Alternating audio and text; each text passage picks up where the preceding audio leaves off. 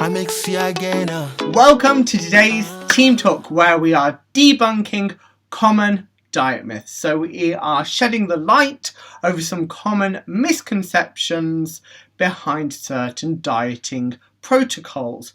So as always, you know I am all about long-term, sustainable, sensible change and removing all the guilt and shame around food and eating. So I hope this talk educates you and helps you to feel empowered in a really simple way.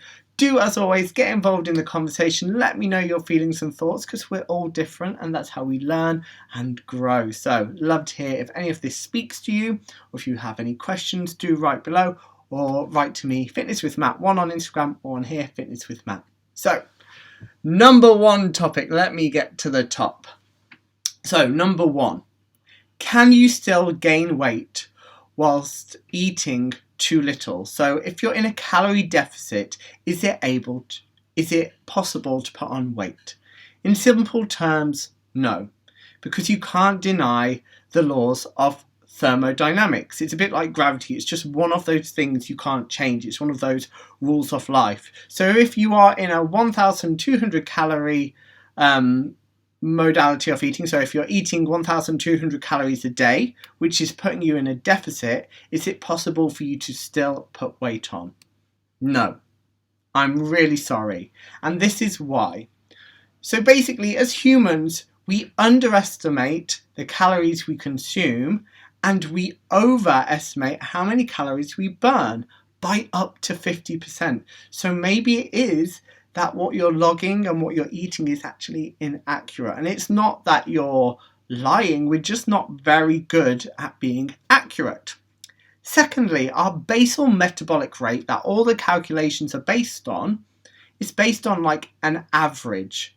But everyone's basal metabolic rate, which is the amount of calories you need to live, to sleep, to eat, to chew, to think, can vary by up to 15% either way. So we can see that someone might actually burn 15% more calories than us because of how they are made, and someone else, we might consume 15% less calories for our basal metabolic rate. So that the calculation could be inaccurate. Next, your metabolism, if you are restricting calories over a really long term, will reduce because your body wants to conserve energy because it's worried, back to our ancestry of being cavemen, maybe we will go into time where we're almost going into starvation mode. So your body's like, okay, there's less calories coming in, so I'm going to slow down the rate I need them. And finally, if you aren't tracking calories accurately in something like MyFitnessPal and you're just saying, I'm eating less, why am I not losing weight? Well, it's very vague. So actually, you might still be consuming quite a lot of calories even though you feel you're not eating a lot of food, or maybe less than you were before. Also, a final thing that can happen is when people are in a deficit most of the week, when they come to the weekend, they may overeat an awful lot more than they think. It's back to this whole overestimating, underestimating. So basically, if you are genuinely in a calorie deficit, so consuming less calories than you burn, you will lose weight. And if you think you're in a calorie deficit and you're still putting on weight, you're basically not in a calorie deficit, I'm afraid. Next myth. So, you mustn't eat after 8 p.m. There's this weird myth that's come out from somewhere.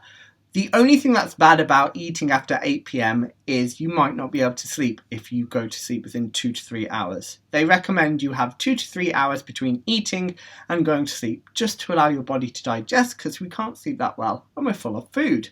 A calorie is a calorie. So if it's a chocolate bar is 10 calories at 7 a.m. in the morning, it's still going to be that at 11 p.m. at night.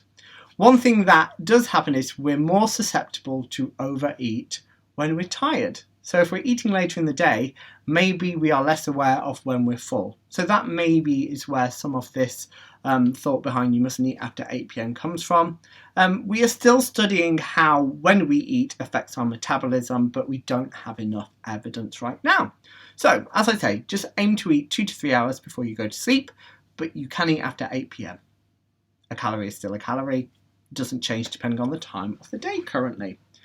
Next, this is a big one on social media, fat burning foods. So there's this theory that certain foods help like supercharge your metabolism, so you're suddenly a fat burning machine. You're using loads of calories just because you've eaten a certain food.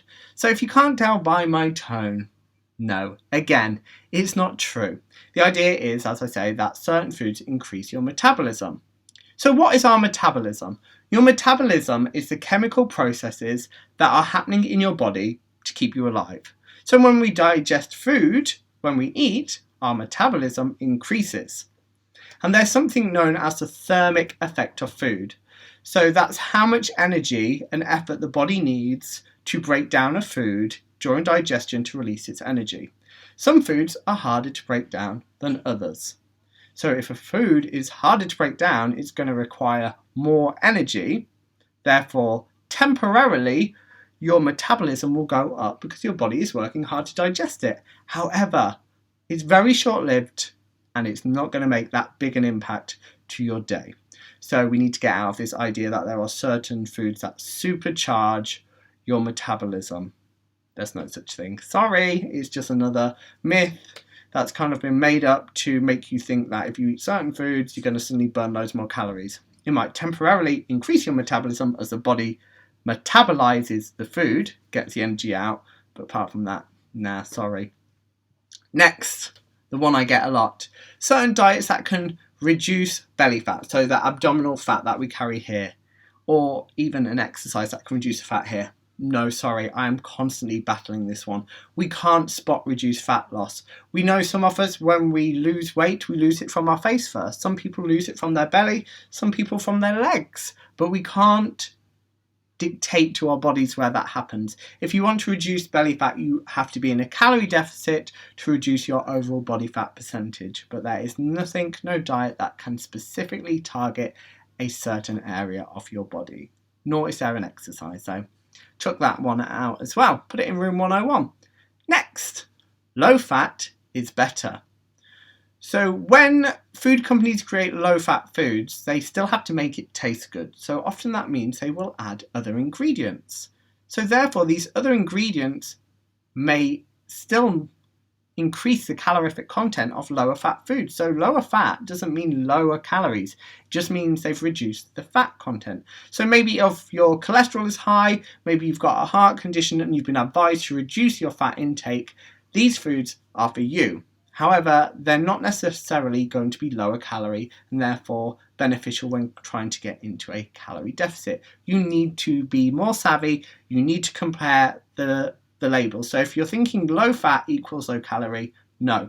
Put them side by side. Often low calorie meals and drinks have more sugar than their standard counterpart. But you will have to get side by side those two things and compare the calories. Don't just rely on the label low fat. Low fat does not equal low calorie. It just equals low fat than the regular. Okay. Finally, love this one. Not. Carbs are fattening. We've all heard no carbs before marbs and all these kind of phrases that we should cut out carbs if we want to lose weight. Usually in the short term you will lose weight, but it will be water weight. I've discussed this before on here. So we need carbohydrates for energy. When we eat carbohydrates, our body stores some of the carbohydrates as glycogen in our muscles and liver. But when it stores 1 gram of glycogen, it also stores 4 grams on average of water. So for every 1 gram, you store 4 grams of water. So if you stop eating carbohydrates and your body uses up the store of glycogen in your muscles, you also are losing these 4 grams of water weight because you're not replenishing the stock of glycogen. So in the short term, you will lose weight, but sadly, it's not body fat, it is water.